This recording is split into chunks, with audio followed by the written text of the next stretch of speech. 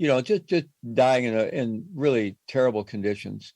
And so when we got the hospice program started, although we couldn't change the environment they were in, at least they now had a fellow human being who understood their plight, a fellow prisoner who was willing to be their friend and be there with them and help them write letters. And we would bathe the prisoners. We would take them out in the yard. We would take them to the chapel for religious service, help them communicate with their families, just be a companion, a skilled companion. We were trained in bedside care and how to change beds and how to bathe patients and how to do all the non-medical bedside care.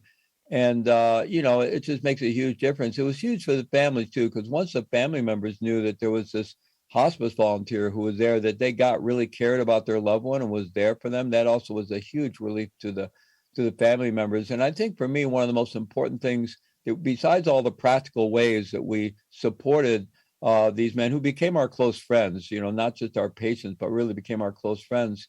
The most important thing we offered, other than all the practical support, was the fact that we were bearing witness to their life, that they were not going to go through the end of their life and die unwitnessed by another human being. So it was some of the most transformative work I've ever been involved in, and a huge part of my own personal transformation during my time in prison. One of the things that I love the most about doing this show is hearing stories of others and getting a glimpse of their life. And in this case, a glimpse of something that is probably just overlooked by society. So thank you for your work and sharing the work that you've done in the prisons with this hospice care. So you get out early and you've been doing this work and you've built a foundation. What made you decide to go on the career path that you went on? Obviously, there was a need to find some work and some purpose in life now, but it seems very revolutionary, the path that you decided to take and the work that you're currently doing, and I'd love to hear about that. Yeah, well, I really resonate with the name of your podcast because really in prison, what it came down to very early on, I realized I had to say yes to being there. Mm-hmm. I was there. I knew I was going to be there. I knew I was going to be there a long time. And I could either spend my time, suffering, full of resentment, full of anger, full of bitterness, blaming everybody but myself for ending up there, which is what most prisoners do. And it's normal, but fortunately, I had some training and I realized that wasn't going to get me anywhere. And that's where I really birthed this model I call radical responsibility, to take radical ownership for my circumstances. And, so that's what opened up all the possibilities. And I was able to start 2 national organizations from inside the prison, which you're not supposed to do. If I went and asked somebody, can I do this? They would have said, you're crazy. I just did it. Nobody stopped me. But, through correspondence with people on the outside, I managed to get 2 nonprofits set up. One, Prison Dharma Network, which was supporting prisoners all over the world interested in Buddhism and meditation. And eventually became more multi-faith, supporting prisoners of any faith interested in any kind of meditation or contemplative spirituality. And today we also support a lot of secular programming, secular mindfulness programming. And then I started National Prison Hospice Association to get that model out into the world. And today there's about 75 hospices in state and federal prisons as a result of that. So we really catalyzed 2 big movements from inside prison. And I don't say that to pat myself on the back at all. I was in the right place at the right time, but it really did come out of this idea of saying yes to your circumstances and taking radical ownership or responsibility for our circumstances. And from that place, you can really create anything. So when I got out, I didn't want to be a burden to those nonprofits. And I had a colleague who I'd met who learned about my work and my writings, was using that in some of his programs on the outside, with this very transformational, old school kind of personal evolution training, transformational training called The Event. And we got that into the prison during the last 3 or 4 years I was there. I did it and trained in it. And he also had a consulting business. So, he offered to train me when I got out, but I got out unbeknownst to myself or him. I wasn't allowed to leave Colorado, where I released to, and he didn't have any work there. So I had to just go out on my own, trying to develop a consulting business. And I remember I would walk to companies, or once I had a bicycle that I'd take my bike and hide it in the bushes and walk in a suit with my briefcase and say, I should be your management consultant. It took me a while to get my first client, about my friend, gave me a little bit of a stipend and some office rent for 6 months. And then he said, we can't do it anymore. And a month later, I got my first client. That's how things work out. Yeah. And then I was off and running. And so I've done that ever since. I'm still a management consultant and an executive coach. But I also was very involved in the prison work pro bono. And then later on, in moving from Colorado to the East Coast, I needed to get insurance because I also taught at university for 10 years. I got my health insurance there at Neuropa University in Colorado. So when I left there and moved to the East Coast, I needed to get on the company or nonprofit health plan. So I started taking a salary. So I do take a salary from the nonprofit these days, but and I'm very involved in that work. So in fact, that's a huge part of my weekly daily work. And a lot of that today is not only working with prisoners, but working with correctional officers, probation parole officers, police, sheriff's departments, U.S. Border Patrol, the courts, basically bringing mindfulness-based intervention to that whole world, both for the people caught up in the system, the clients of the system, the prisoners, as well as for all the people managing the system to really try to transform that system. And so I have a kind of a very varied, I'm a meditation teacher. Before COVID, I was on the road all the time, road warrior, leading retreats, teaching meditation around the world, doing prison trainings around the world, doing corporate trainings.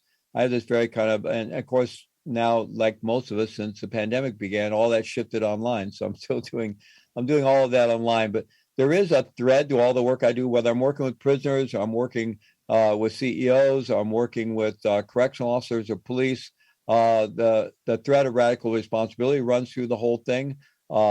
Mindfulness training, emotional intelligence training, that's kind of at the core of what I do. I really take all the things that I used to transform my own life while I was in prison, and now I've brought that into the world in many different venues to help people transform their lives and lead more wakeful lives, happier lives, and lives with greater dignity and compassion. I love the parallels between a lot of people's lives where they think they just don't have any opportunities, and they're not sitting in a prison cell or are doing some type of prison sentence as you were. And I think oftentimes we get in our own way. So I love when there's tools available to people to help get out of the situations that they're in or give them hope. You talk about 7 principles of mindful leadership. Can you touch on some of those and what that looks like? Because I know these are important parts of your teachings. I want people to get a good flavor of what you do. Well, I think for any of us who are in any kind of leadership, I mean, the first important thing, if we're going to be a leader, we first need to get in a leadership position with ourselves. Yeah. So a lot of my work has to do with teaching people basic self-regulation skills, how to regulate your own physiology through breath work and mindfulness, which allows you then to regulate your own emotions, your own behaviors, and really be in a self-leadership position with yourself, be more in the driver's seat of your own life. And then from that place, we can be a positive influence for others. So those of us who are called to be in various leadership roles, I think what people really want from us, they want us to be available.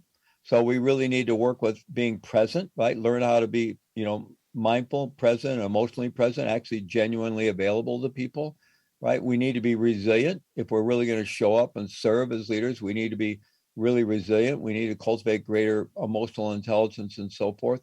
So it's really about developing ourselves to show up in a way that is that's really helpful to people, and developing a strong ethical foundation in our life.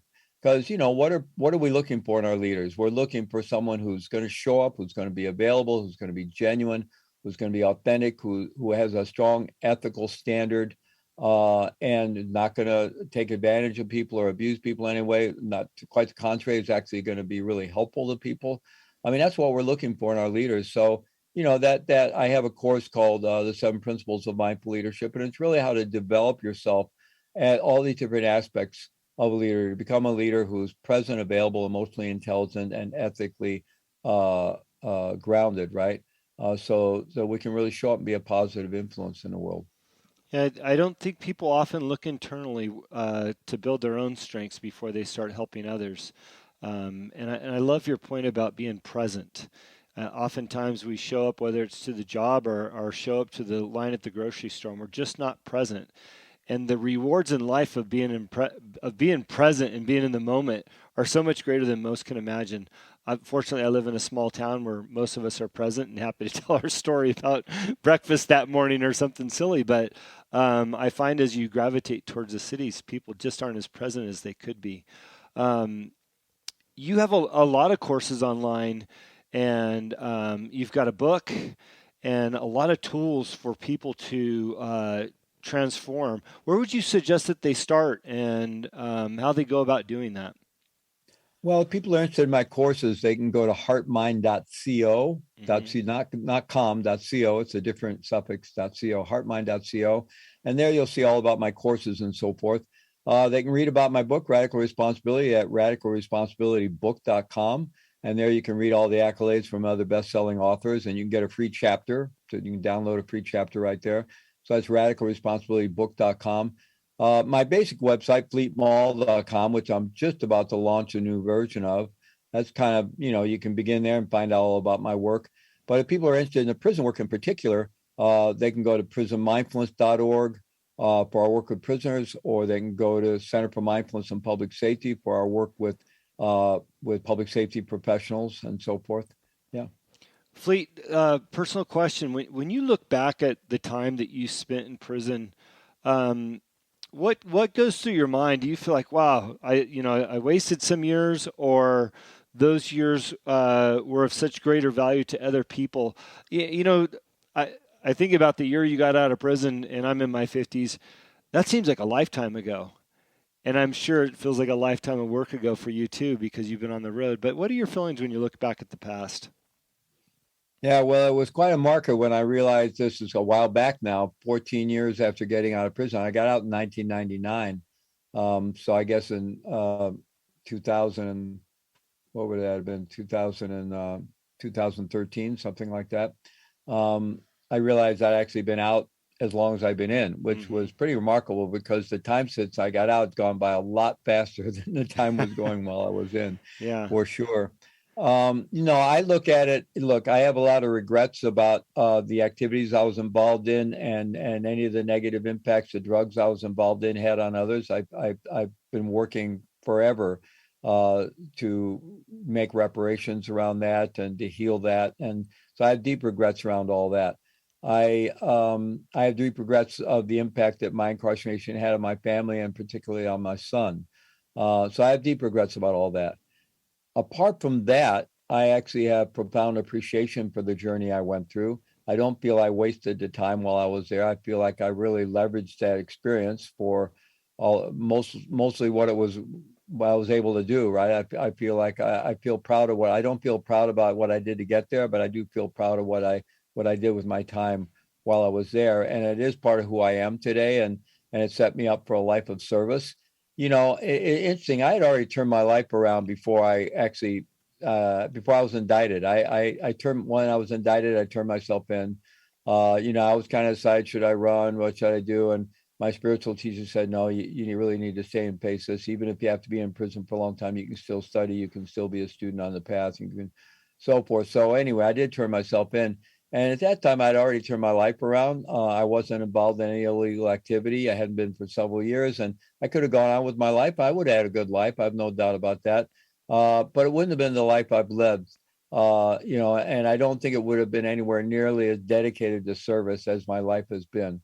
So, in that sense, I don't have any regrets, I have a deep appreciation for how formative those years were for me, because I did say yes to being there, and it was like my monastery time, and even more so, it was like spending 14 years in an intense encounter group of some kind. I mean, it was very transformative work. I mean, you either go in and get bitter and angry with it and just cope with it, or dull out, or sleep out, or numb out. You go all the But if you decide, no, I'm going to embrace this and be here and use it to awaken, then it's about the most powerful place one could be. I appreciate your honest answer, and I love that that's your answer, because I think there's a lot of people out there that are hurting in their decisions they've made, their situations that they're in, and most of them are probably nowhere near what you were going through during those 14 years. And I just think, again, it gives people a path and a way to think their way out of it. and a positive direction for them to go with their lives. I really am blessed to have heard your story online today and for you to tell it to our listeners. Thank you again for the work that you did. Oftentimes I believe that